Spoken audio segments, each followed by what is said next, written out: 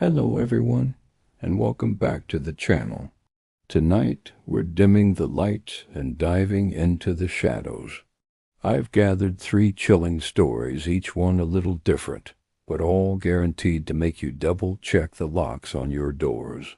These aren't just tales of things that go bump in the night.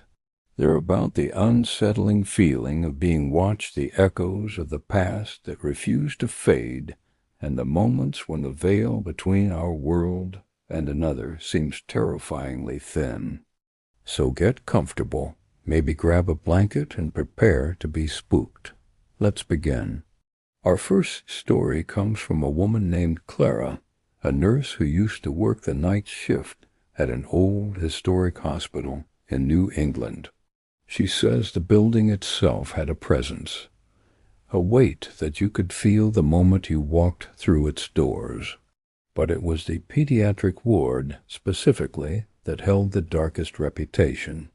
The ward had been closed for renovations for years, a dusty, silent wing on the 4th floor. The staff had a name for the ghost said to reside there, Little Timmy. The legend was that a young boy had passed away in that ward decades ago, and his spirit never left. Most nurses laughed it off as a spooky story to scare the new hires. Clara was one of them, until one particular night. She was doing her rounds around 3 a.m., the quietest, most unsettling time in a hospital.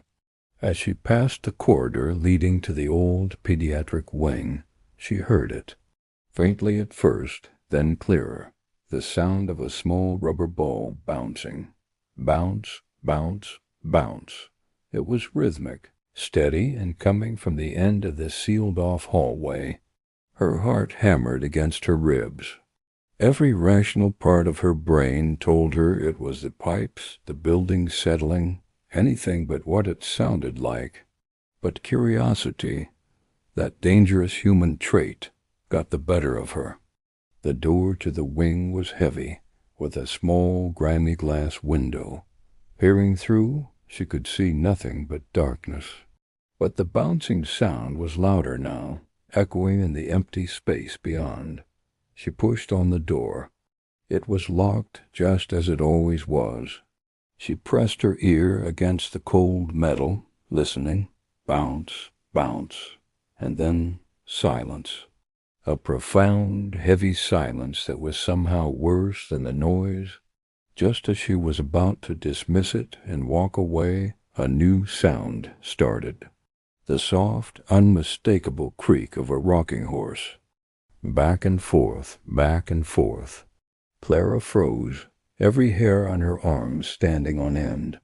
She knew, with a certainty that chilled her to the bone, that she was not alone.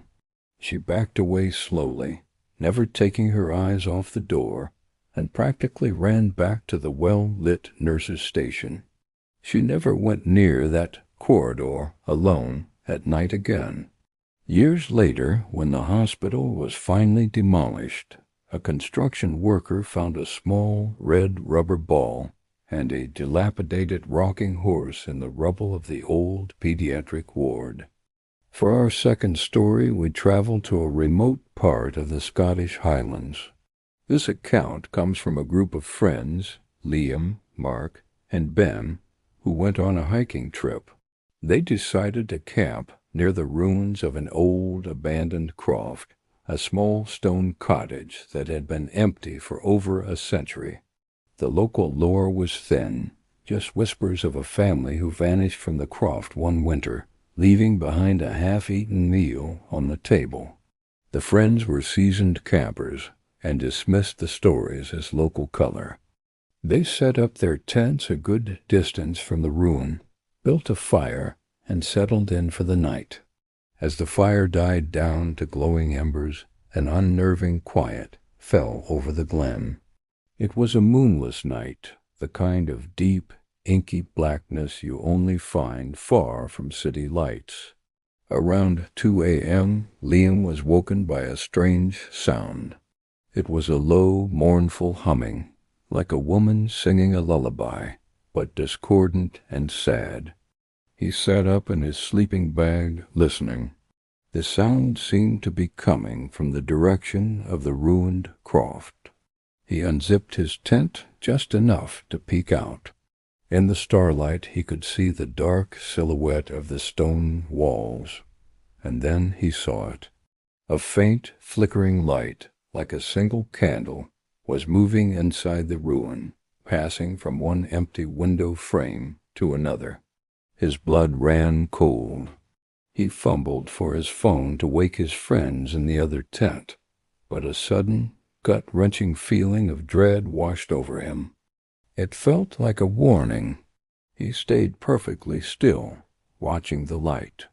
It moved with a slow, deliberate pace, as if someone were walking through the rooms of the long-gone house. The humming grew slightly louder, weaving a melody that was both beautiful and deeply sorrowful. After what felt like an eternity, the light appeared in the doorway of the croft, and then, as quickly as it appeared, it extinguished. The humming stopped. The silence that returned was absolute. Liam didn't sleep for the rest of the night. In the morning he told his friends what he saw. They were skeptical, but agreed to pack up and leave immediately. As they were taking down their tents, Ben noticed something. On the dew-covered ground, leading from the ruin towards their campsite, and stopping about 20 feet away, was a single set of faint footprints. They were small, slender, and barefoot. Our final story tonight is a modern one, a chilling reminder that ghosts don't just haunt old houses. Sometimes they follow us through technology.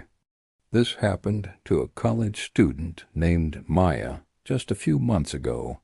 She was living in her first off-campus apartment, an older building with thin walls.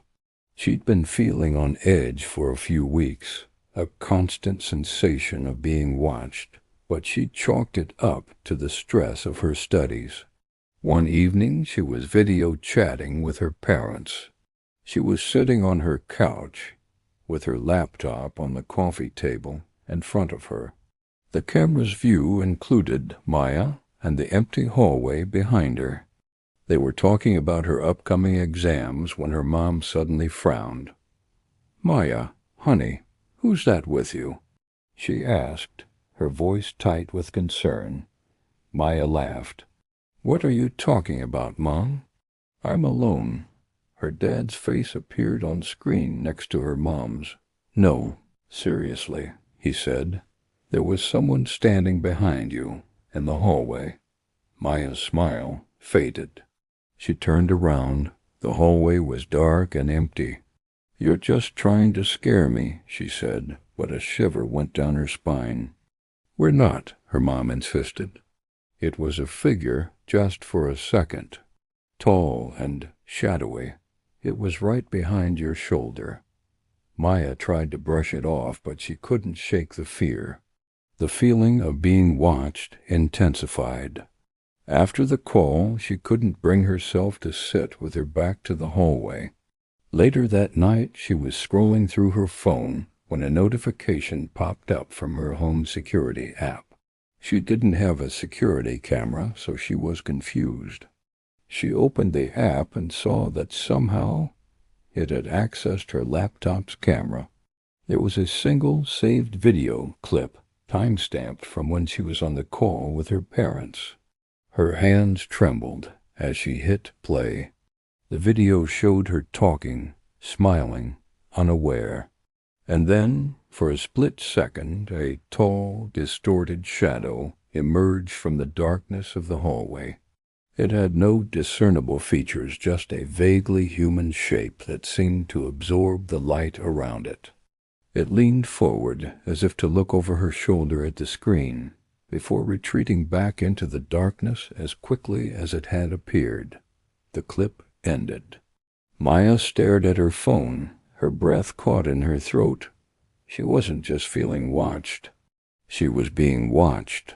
She broke her lease the next day and moved back home, refusing to ever step foot in that apartment again. She deleted the video, but the image of that shadow leaning over her shoulder is something she says she will never, ever forget. And on that chilling note, we'll end our tales for tonight. It seems the line between our world and the next is thinner than we think. Whether it's in the forgotten wing of a hospital, a desolate Scottish ruin, or reflected in the screen of our own laptops. Thank you for joining me in the shadows. Sleep well if you can. Don't forget to like, subscribe, and turn on notifications for more spooky stories. Until next time.